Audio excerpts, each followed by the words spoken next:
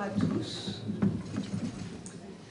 Tous les concepts, tous les documents dont je vais parler sont tous en ligne sur le site souffrance-et-travail.com avec des guides spécifiques aux salariés, aux acteurs de l'entreprise, aux médecins du travail, aux professions juridiques, tous les documents médicaux, des modèles de lettres, de certificats, la manière de construire des dossiers. C'est un site où vous trouverez les 15 années de travail accumulées par notre groupe pluridisciplinaire. Alors, je suis sûre que vous le savez, le travail est une donnée complexe et se trouve au fond à l'interface de très nombreuses disciplines. Pour arriver à le comprendre, ce travail, il faut convoquer de très nombreux savoirs. L'histoire, l'économie, la psychologie, le droit, la biomécanique, la philosophie, la médecine. De nombreux savoirs sont aussi convoqués, vous le savez, pour le concevoir, pour le prescrire.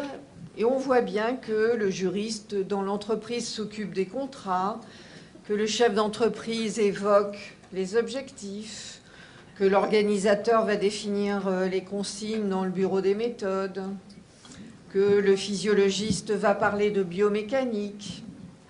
En tout cas, s'il y en a un qui travaille dans la plus grande solitude, c'est bien celui qui, sur le terrain, tout seul, se coltine généralement le réel du travail sans maîtriser la physiologie, ni la sociologie, ni la médecine. En tout cas, lui ne peut absolument pas se dérober à l'urgence de trouver le compromis nécessaire. Celui qui travaille sur le terrain est bien obligé de sortir du discours pour se confronter au monde réel. C'est dire si aujourd'hui tous nos regards sont nécessaires pour y comprendre quelque chose à cette affaire du travail. Pour travailler ensemble déjà et pour y comprendre quelque chose à l'affaire du travail, il faut une théorie du travail. Parce que le travail, qu'est-ce que c'est? Qu'est-ce que ça nous apporte? Quel rôle est-ce que ça joue dans la construction de notre identité, dans notre société? Parler du travail sans savoir véritablement de quoi il retourne est bien illusoire. Ensuite, est-ce qu'il existe de vraies maladies du travail? Mais oui, bien sûr. Et il faut les connaître. Elles s'appellent les pathologies de surcharge.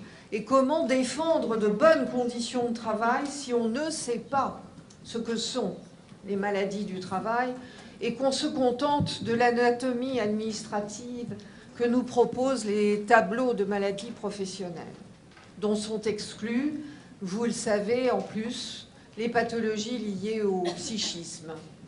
Et puis, comment est-ce qu'on y va dans cette affaire? Vous savez bien que la plupart du temps, les employeurs nous disent « c'est bien joli ce que vous nous racontez sur ce que le salarié a dit, mais c'est sa subjectivité, c'est son ressenti. Moi, il me faut des preuves.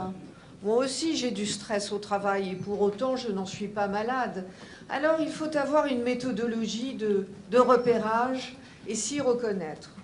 Vous voyez que pour être un bon salarié en 2012, il faut que le salarié français devienne un salarié averti, qu'il connaisse ses droits, qu'il connaisse son corps, qu'il sache parler du travail, bref, qu'il soit un peu moins démuni. Alors, si vous le voulez bien, on va commencer par une théorie du travail.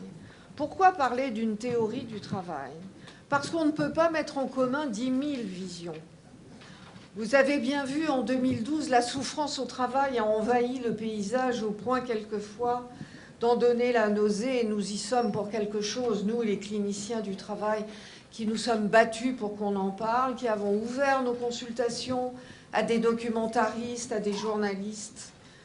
Il fallait bien montrer la face obscure du travail, derrière les spots qui étaient braqués sur le seul stress ou bien sur le harcèlement moral uniquement.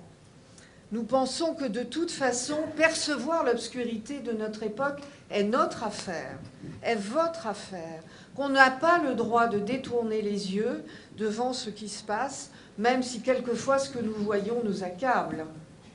J'aime beaucoup dans le livre de Cynthia Fleury qui s'appelle « La fin du courage » ce que dit un philosophe, Agamben. Le contemporain est celui qui regarde l'obscurité comme une affaire qui le regarde plus que toute lumière et qui n'a de cesse de l'interpeller. Est contemporain celui qui reçoit en plein visage le faisceau de ténèbres qui émerge de son temps.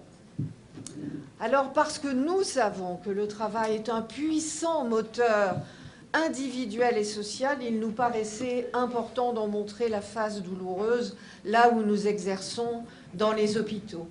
Et je vous rappelle qu'il existe 50 services de pathologie professionnelle dans tous les grands CHU et 34 consultations souffrance et travail, et que vous trouvez cette liste sur notre site souffrance-et-travail.com avec les adresses, les noms, les téléphones et les mails des cliniciens.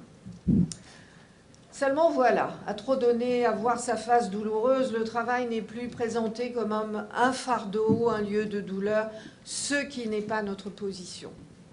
Nous ne sommes pas des victimologues, nous ne sommes pas d'accord avec l'idée qu'en France prolifèrent des pervers narcissiques. Nous sommes, vous le savez, du côté de l'analyse des organisations du travail pathogènes. Et donc, pour nous, il est important de comprendre en quoi le travail est un puissant moteur de construction identitaire individuelle, parce que sans quoi on ne peut pas comprendre pourquoi le travail rend malade. Le travail contient d'abord des promesses, et d'abord, à la sortie de l'âge adulte, de l'âge d'enfant, bien évidemment, au moment où nous arrivons à l'âge adulte, nous emportons avec nous la construction identitaire qui a commencé dans notre famille.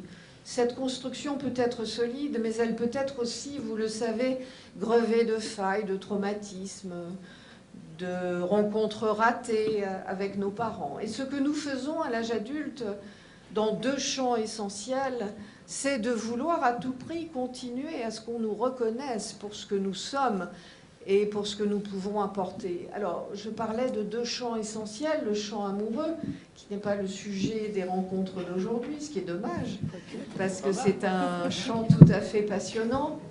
En même temps, ce n'est pas à vous, adultes, que je vais rappeler que le champ amoureux ne solde pas, loin de là, la question de la construction de notre identité, qu'il peut être aussi source de souffrance.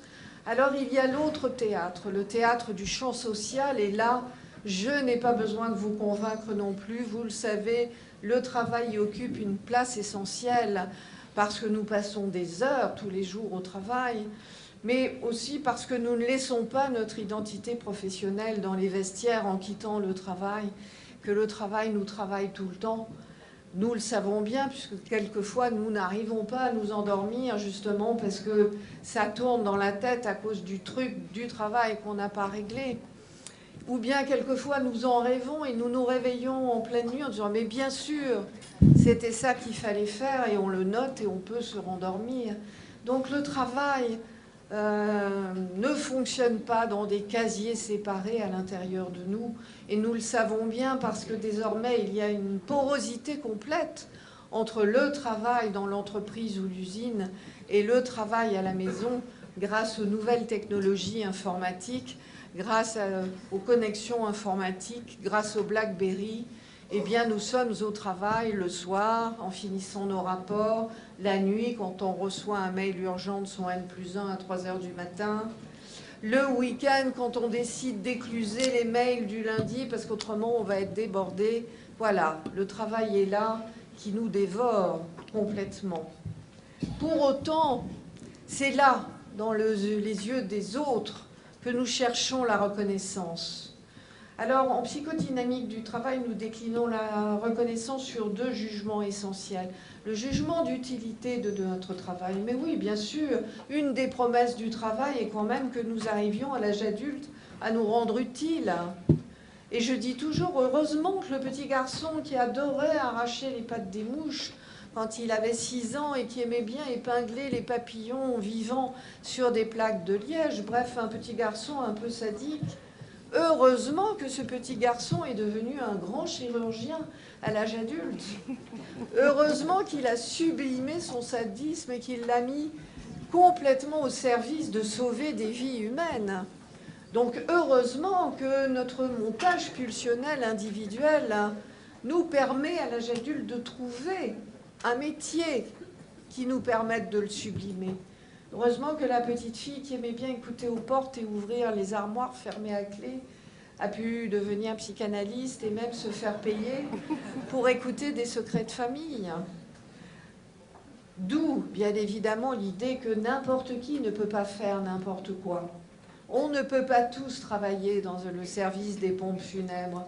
On ne peut pas tous travailler dans cette polyvalence qu'on veut nous imposer, sous prétexte que nous résistons au changement en ne voulant pas changer de métier. Mais non, nous voulons être utiles. Et ce jugement d'utilité, il nous est donné par le client, par le patient, par la hiérarchie. Alors vous imaginez dans une organisation du travail qui ne nous donne plus le temps, les moyens et les effectifs pour faire du bon boulot, à quel point ce jugement d'utilité va être compromis et à quel point, on le verra dans les pathologies de surcharge, c'est même la violence de l'usager que nous allons nous coltiner, la violence entre collègues aussi, parce que quand on ne peut pas faire du bon travail, on se bouffe le nez les uns les autres, bien évidemment. Jugement d'utilité, mais pas seulement, jugement de beauté aussi. Celui qui peut comprendre quelque chose à mon métier, c'est un psychanalyste, c'est un de mes pairs, PAIR. Sans quoi vous allez voir une femme assise sur un fauteuil derrière un divan qui ne dit pas grand-chose pendant que l'autre parle tout seul, à part tous les quarts d'heure, et vous allez vous dire, elle est vraiment payée à pas faire grand-chose. Je vous raconte ça sur le mode de la caricature parce que nous savons bien que souvent les entretiens d'évaluation sont faits par des gens qui ne connaissent rien à notre activité de travail. Alors que peuvent-ils évaluer à part les objectifs quantitatifs excessifs qu'ils nous ont fixés? Et s'il y a une chose sur laquelle nous devons nous battre, c'est bien évidemment au moins d'être évalués par des gens qui connaissent le cœur de notre métier.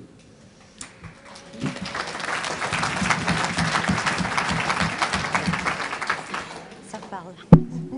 Oui, je crains que ça parle, bien sûr. Alors, une des premières richesses du travail, une des premières promesses, vous l'avez compris, c'est de gagner sa vie, de pouvoir quitter sa famille, conquérir son autonomie financière et non pas comme nos jeunes, pouvoir soit se nourrir, soit se loger, mais pas les deux. C'est là une immaturité sociale que nous sommes en train de construire, malheureusement. L'autre promesse du travail, c'est celle de pouvoir, grâce à l'apprentissage de ce métier, amplifier nos compétences cognitives, intellectuelles, manuelles. Si je travaille le bois, on va me coller une gouge entre les mains et je vais, à travers l'outil, rencontrer ce matériau dur, tendre, avec des nœuds, sans nœuds. Et petit à petit, au fil du temps, la connaissance du travail va se sédimenter à l'intérieur de mon corps. Car nous travaillons par corps, et c'est bien là un des grands soucis. C'est un grand souci parce que souvent on parle de la résistance au changement. Or, mon travail ici aujourd'hui est de vous donner tous les arguments que j'ai accumulés en 15 ans de connaissance de la souffrance au travail. Dans les états d'Alzheimer très avancés, quand quelqu'un ne sait plus comment il s'appelle et ne reconnaît plus ses enfants, si on lui demande d'expliquer dans quoi il travaillait, eh bien, il peut exécuter encore la tâche de travail. Cela s'appelle les mémoires procédurales. Ce sont celles qui sont le plus profondément ancrées dans la neurophysiologie. Et donc, quand on vous parle de la difficulté qu'ont les seniors à changer de procédure de travail, quand on vous parle de résistance au changement, répondez neurophysiologie. Comment est-ce qu'après s'être habitué à avoir sédimenté en soi la connaissance de ce foutu logiciel d'informatique, de prise de rendez-vous, où déjà on ne nous avait pas demandé notre avis, après avoir enfin trouvé une familiarité avec cet engin, trouvé les chemins de traverse, inventé des tricheries, quand enfin on le connaît bien et qu'on nous le change à nouveau, sans nous demander notre avis et qu'on nous accuse de ne plus avoir de compétences, souvenez-vous qu'il faut répondre « mémoire procédurale, je ne vais pas changer mon fonctionnement cognitif en 2 coups de cuillère à peau et en 2 heures de formation au nouveau logiciel sur un coin de table ».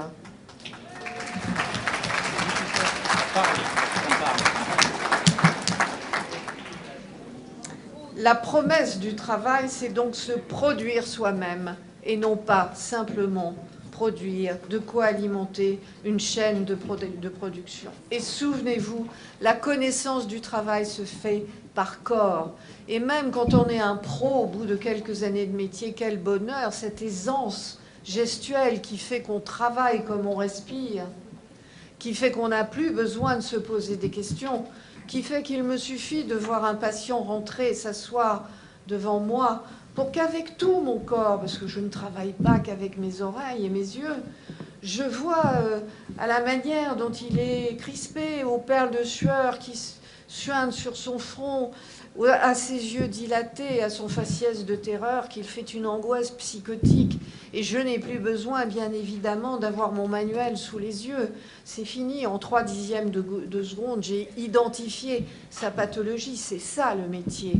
Mais c'est la même chose pour les ouvrières qui, en 1/10 de seconde, avec une bougie coincée entre chaque doigt, vérifient 5 points sur chaque bougie. 25 points de vérification en 1/10 de seconde. Qui d'autre que quelqu'un qui connaît leur métier peut bien évidemment savoir comment faire. Alors voilà, j'ai essayé rapidement de vous expliquer que travailler, c'était se travailler. Et puis, dernière promesse, c'était bien évidemment de travailler ensemble. Car travailler, c'est sortir de chez soi pour aller rencontrer les autres.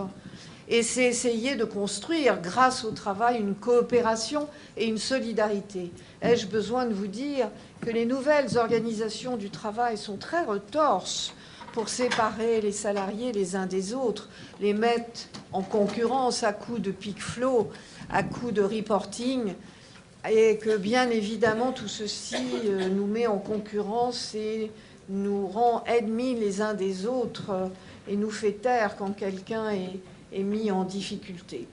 Alors il faut aussi connaître les maladies du travail ou pathologies de surcharge, sans quoi on parle dans le vide.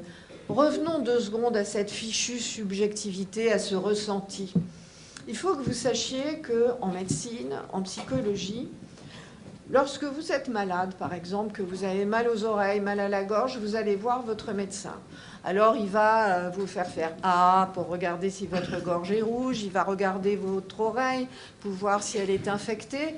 Et puis, cet ensemble de signes que votre corps lui donne à voir et qui s'appelle la sémiologie va lui permettre de poser un diagnostic, rhinopharyngite, et de vous soigner. C'est la même chose pour moi.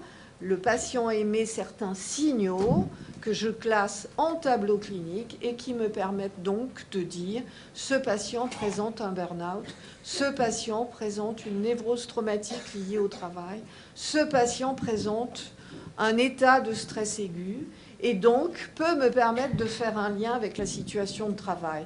Oui, j'analyse la subjectivité du salarié, mais grâce à la sémiologie qui est la science des signes. La subjectivité n'est pas un machin flou et moelleux dont on peut dire n'importe quoi. La subjectivité est très structurée. Elle nous permet de savoir si quelqu'un est psychotique ou simplement névrosé, s'il est déprimé, s'il est en plein stress post-traumatique. Bref, c'est une science aussi que d'analyser la subjectivité. Alors, du côté des décompensations psychiques, tout ceci est bien sûr en ligne sur le site avec beaucoup plus d'éléments. Il est important de savoir que la première chose que le travail produit, ce sont des troubles cognitifs. Et que ceux d'entre vous qui n'ont pas des problèmes de mémoire et de concentration veuillent bien lever la main.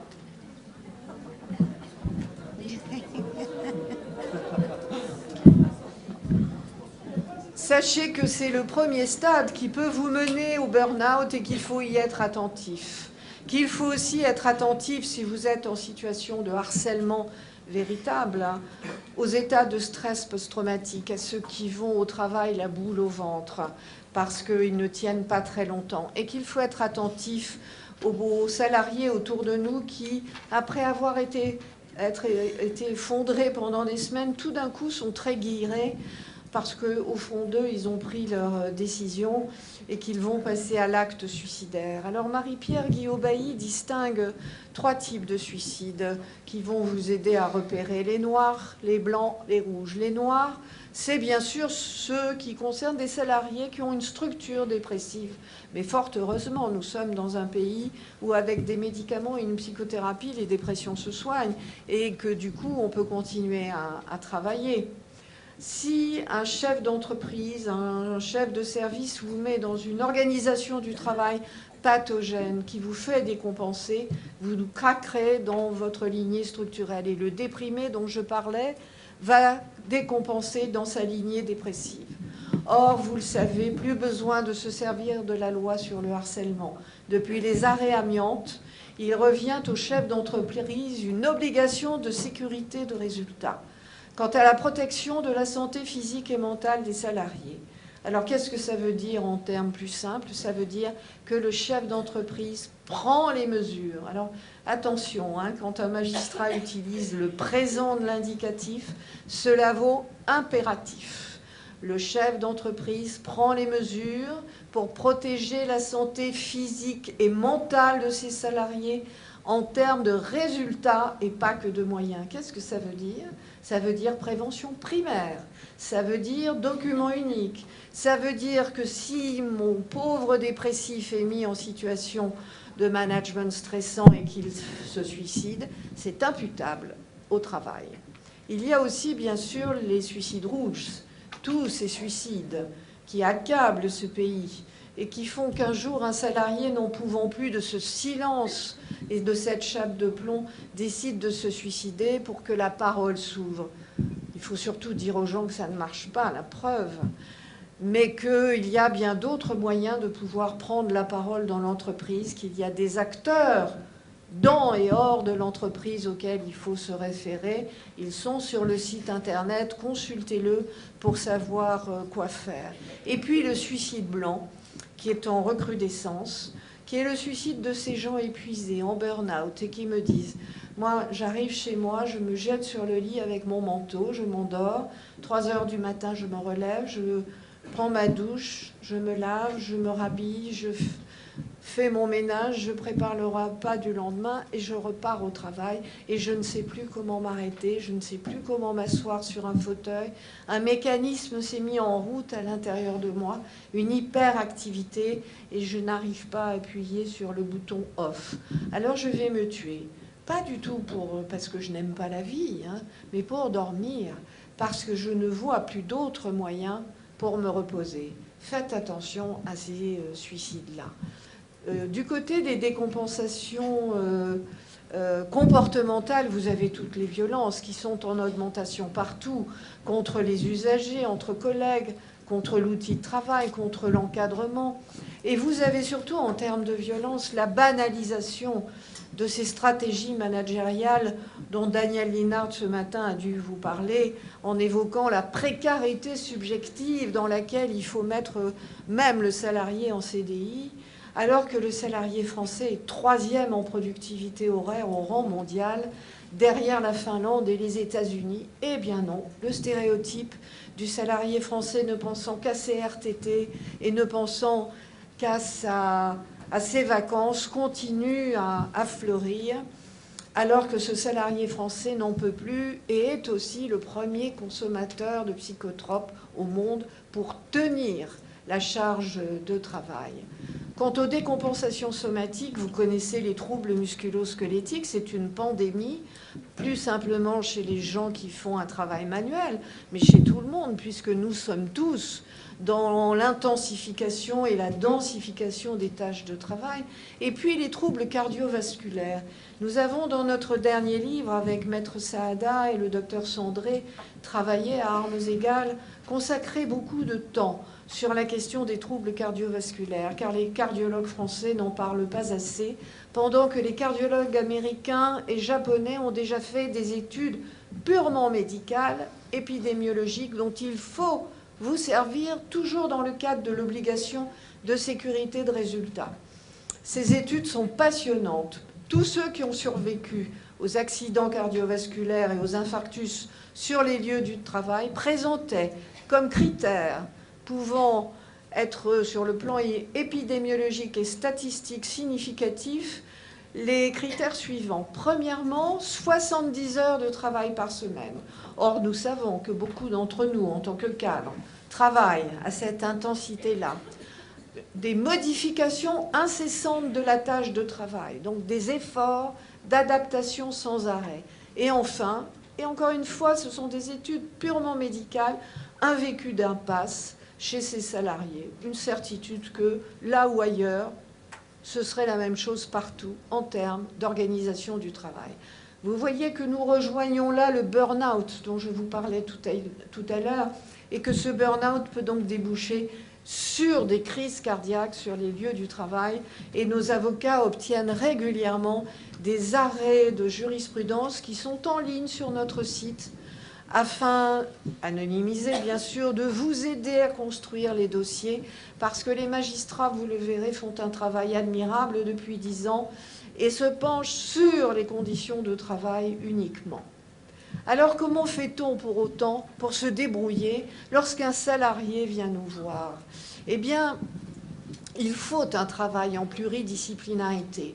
Et il faut non pas être pour ou contre le salarié, mais toujours se souvenir que le travail se fait tous les jours parce que les agents, les salariés, ajoutent du zèle à la tâche prescrite. Et nous savons bien que Philippe Davzy, qui sera là demain, il vous le redira, définit le travail comme tout ce que les hommes et les femmes rajoutent à la tâche prescrite pour que le travail se fasse. Que la procédure ne rend pas compte des contradictions que nous rencontrons sur le terrain et que le travail ne se fait que parce que nous y rajoutons notre zèle et parce que nous coopérons ensemble pour y arriver.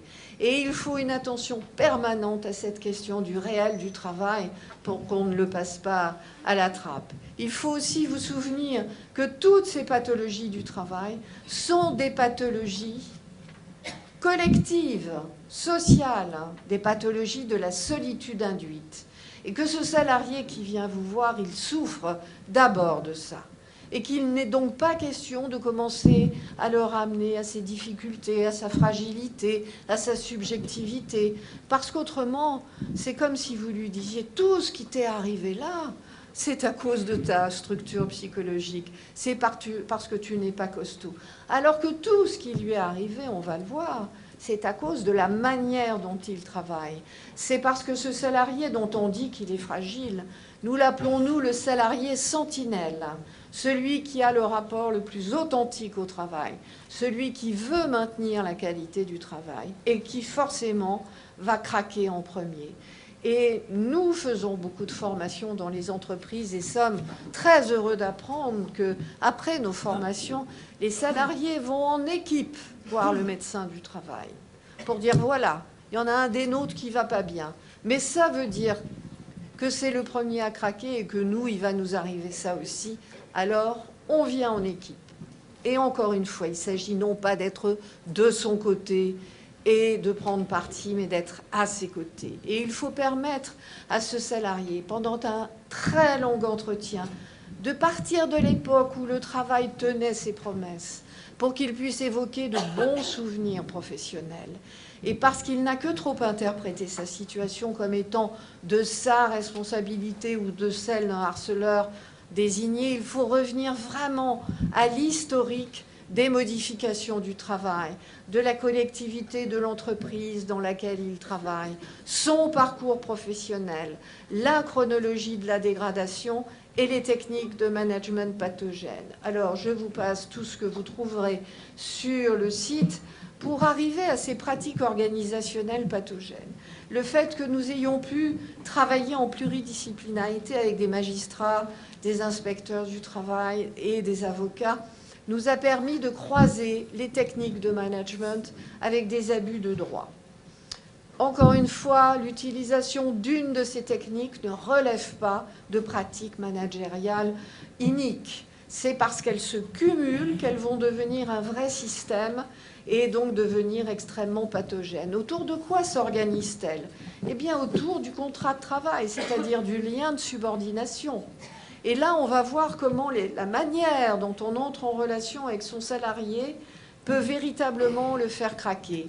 Quand on tutoie quelqu'un sans réciprocité, quand on lui coupe la parole systématiquement, quand on utilise un niveau verbal élevé et menaçant, quand on ne lui dit plus bonjour, au revoir, merci, qu'on ne lui parle plus, qu'on lui communique les tâches de travail par mail ou par post-it, quand on utilise l'entretien d'évaluation pour le déstabiliser, on utilise le rapport de subordination pour le mettre à terre. Mais tout ça s'objective.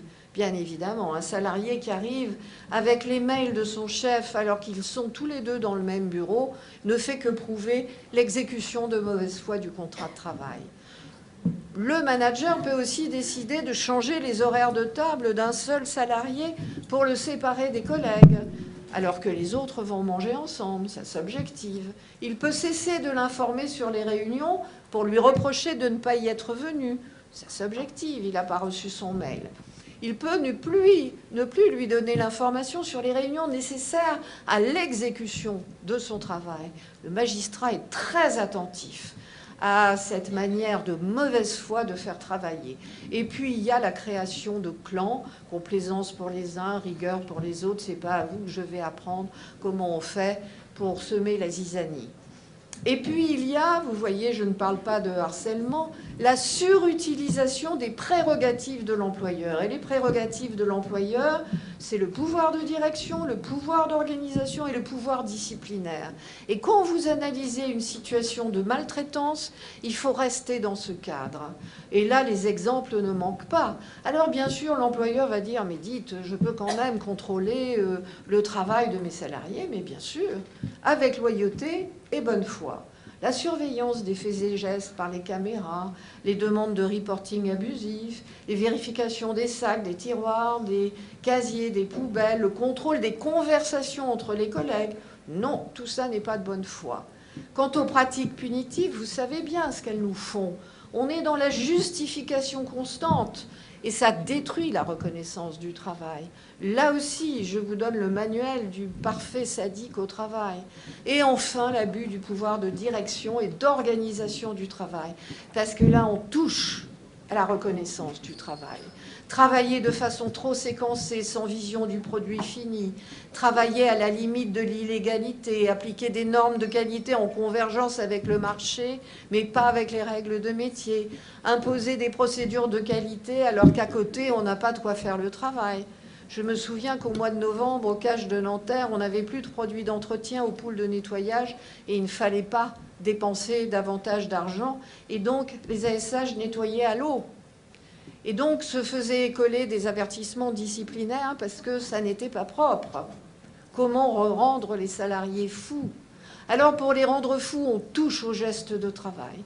Et comme ce geste de travail est totalement accolé à notre identité, eh bien, faire coller les timbres à 4 mm du bord de l'enveloppe, faire taper un rapport et le jeter à la poubelle devant la secrétaire, fixer des objectifs sans donner les moyens, donner des consignes contradictoires, tout ceci va bien évidemment rendre le salarié totalement déstabilisé.